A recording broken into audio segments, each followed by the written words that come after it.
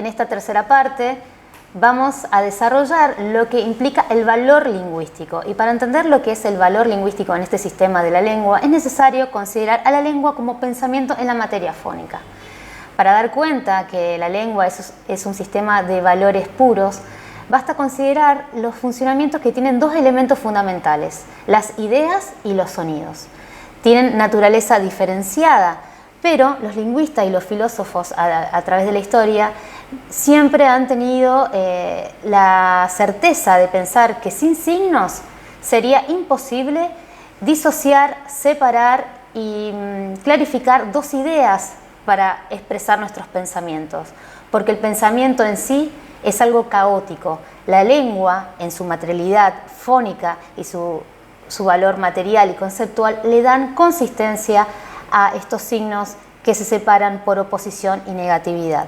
Entonces, la lengua como pensamiento organizado en la materia fónica tiene que ver con esta sustancia fónica. No es más fija ni más rígida, no es un molde a cuya forma de pensamiento deba acomodarse necesariamente, sino que es una materia plástica, que se sirve a su vez de partes distintas para suministrar los significantes que el pensamiento necesita. El pensamiento, como dijimos anteriormente, es caótico por naturaleza. Se ve forzado a precisarse al descomponerse. Entonces, no hay pues ni materialización de los sentidos ni de los pensamientos, ni espiritualización de los sonidos. El pensamiento sonido, que es la articulación de la lengua, elaboró las unidades para constituirse entre dos masas amorfas. Se podrá llamar a la lengua el dominio de las articulaciones. Cada término lingüístico es un miembro, un articulus, donde se fija una idea en un sonido y donde un sonido se hace el signo de una idea. Entonces, la lingüística trabaja en dos órdenes, que son limítrofes y que se ordenan y se combinan. Tienen que ver con que esta combinación produce una forma y no una sustancia.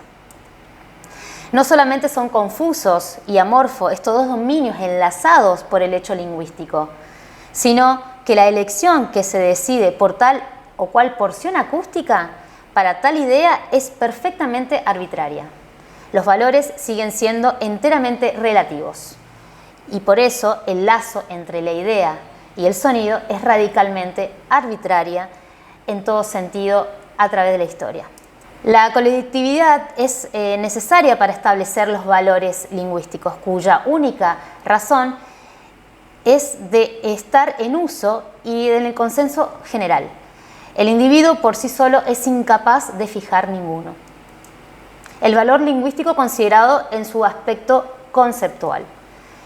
Cuando se habla de valor de una palabra, se piensa generalmente y sobre todo en la propiedad que tiene la palabra de representar una idea. Y, en efecto, ese es uno de los aspectos del valor lingüístico. El aspecto paradójico es, por un lado, el concepto se nos aparece como una contraparte de la imagen auditiva en el interior del signo. Y por el otro, el signo mismo. Es decir, la relación que une esos dos elementos es también, de igual modo, la contraparte de estos signos de la lengua. Como se puede observar en la imagen, vemos la unión de significantes y significados en una linealidad, como explicamos en la parte 2 del teórico de Saussure. Es necesario comprender esta imagen porque, puesto que la lengua es un sistema en donde todos los términos son solidarios y donde el valor de cada uno no resulta más que la presencia simultánea de los otros.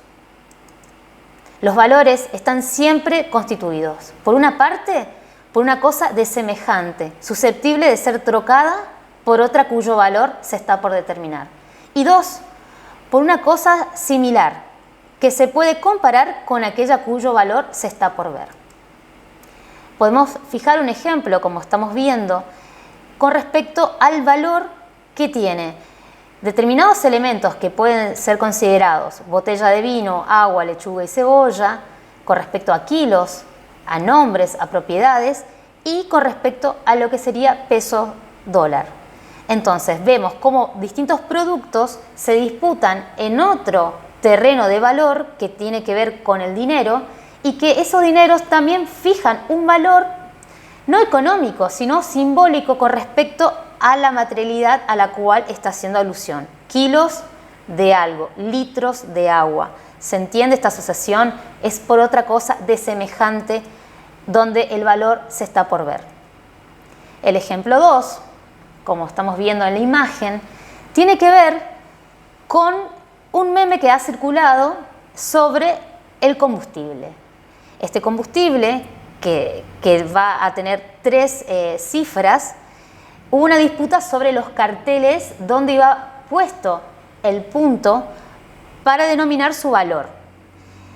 Entonces, como vemos en el meme, dice: vengo a traerles tranquilidad, la nafta de 99 pesos no pasa, el cartel no tiene más dígitos. Luego vemos en la imagen que se dio, obviamente, por esta asociación de valores que son, digamos, litro de nafta por el precio de combustible en pesos, vemos cómo el punto se ha cambiado de lugar para dar el valor preciso que excede a los 2 dígitos. Pasaría a ser 3 con un punto. Volvemos a pensar, las palabras pueden trocarse por algo de semejante, una idea, por ejemplo. Además, puede ser comparada con otra cosa de la misma naturaleza, otra palabra, ¿sí? Una palabra se cambia, se troca por otra palabra que pueda sustituirla. Su valor es, pues, no está fijado mientras los limitemos a consignar que se puede trocar por tal o cual concepto. Acuérdense de concepto e imagen acústica. Es decir, que tiene tal o cual significación. Hace falta además compararla con los valores similares, con otras palabras que pueden oponerse. Su contenido no está verdaderamente determinado más que por el concurso de lo que existe fuera de ella. Como la palabra forma parte de un sistema, está revestida no solo de una significación, sino también y sobre todo de un valor, lo cual es cosa diferente. Dentro de la misma lengua, todas las palabras expresan ideas vecinas. Se limitan recíprocamente, los sinónimos, por ejemplo, como recelar, temer, tener miedo. No tiene valor propio más que por su oposición, por las palabras que acompañan a esa palabra miedo. Si recelar no existe, no existiría el contenido que iría con sus concurrentes, que le da sentido a la oración, sentido al discurso.